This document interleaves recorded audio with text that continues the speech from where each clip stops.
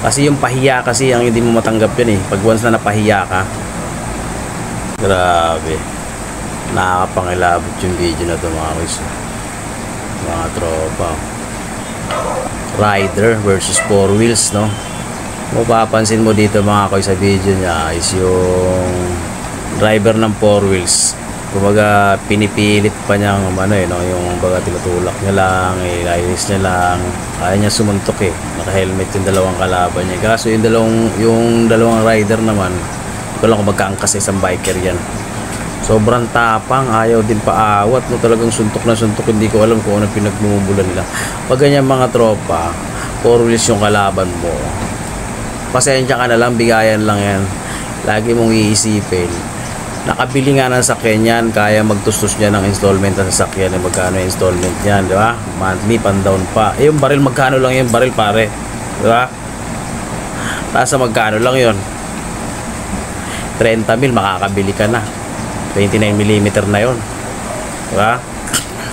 Ganyan, dapat bigayan lang, kaso nakakaawa talaga mga tropa. Tingnan mo, sobrang galit niya, pinutukad niya, pati yung anak niya nadamay din tuloy, tinamaan din yung anak niya. Pag ganyan, gaya na lang kung konting ano lang naman, huwag na antay magkasakitan pa.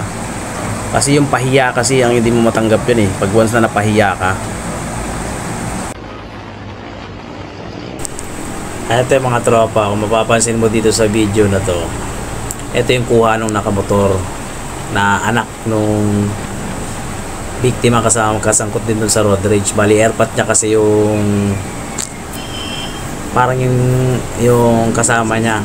Tapos kung mapapansin mo sa video yung nakakulay blue na jersey, yan yung huling binaril eh, diba? So ibig sabihin naka-signal light, nagkakabulan na sila, nag-aagit-kita na, diba? So hindi natin masasabi kung sino talaga ang punot dulo sa kanila, sino talaga yung nagsisimula sa kanila, no? Kasi kung papansinin mo, nag-open siya ng video, nagkakaroon na ng habulan, diba? Tapos sinabi niya na naginitkit siya nung Fortuner, diba? Isipin mo, mula Buso-Buso Island, naligo pala yung Fortuner. Tapos apakalayo niyan. Hinabol nila hanggang Marcos Highway. Ang Marcos Highway mula Masinag yan hanggang Katipunan. Ang Buso-Buso Island mula sa Masinag hanggang lagpas pa ng Kogyo yan. Sunod niyan Padilla, sunod niyan na Providence bago magpainahan yata. Tapos Buso-Buso, malayo yan, mga nasa 8 to 10 kilometer na yan. Inabol pa nila, hindi naman sila nasagi, diba? Dapat hindi naman sila na hit and run, dapat bigaya na lang, diba? Pag ganyan hindi ka naman nasagi, pagbigyan mo na, huwag ka magpapadala sa sulsul ng mga iba na ganyan hahabol-habol ka. Kung hahabol ka man sa ganyan, dapat makiusap ka na lang, sabihin mo na, sir, nakat niyo po ako, sunod magdahan-dahan po tayo sir, kasi may pamilya din ako eh, diba? Tsaka motor lang po itong dala ko, anytime pwede po ako mamatay dyan sa motor na yan, o kaya mabaldado ako pag nabanggaan niyo po ako. Ingat-ingat na lang po susunod, hindi yung ganyan, gano'n na lang sana, diba? Hindi yung kung ano na pasasabihin mo, hinahabol nila hanggang doon, tapos nakapagsuntukan dalawa, bali 3 sila pinagtulungan. Eh syempre nabugbog. Masama pa niyan yung pinakahuli.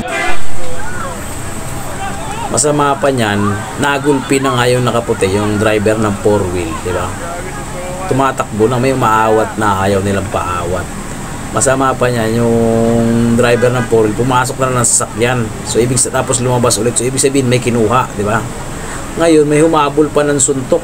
Kung napansin mo yun, nauna kanina sa may nag-open siya ng video, di ba? Yung nakakulay blue na jersey ba yun? Yun yung humabol ng suntok, yung pinakahuli. Yata. Panoorin mo sa video, parang yun yung napansin kong humabol eh, kaya na-trigger siya, eh di pinutukan niya, di ba? Kasi nandun na eh, parang napahiya ka na eh, kasama pa pamilya mo, ganyan, di ba? Dapat pag ganyan, bigayan lang, unang-una, kung hindi ka naman tinamaan, wala naman babayaran sa'yo, di ba? Pagbigyan mo na, habulin mo pa, kuti ko, napakalapit lang, mga 500 meters lagwat yan, layo na niyan, Buso-Buso, inabutan mo sa Marcos Highway, napakalayo na nun. Ang Marcos Highway mula Masinag hanggang Katipunan niya, hanggang sa Marikina, diba? Napakalayo na niyan. Kita mo, na-trigger tuloy, diba?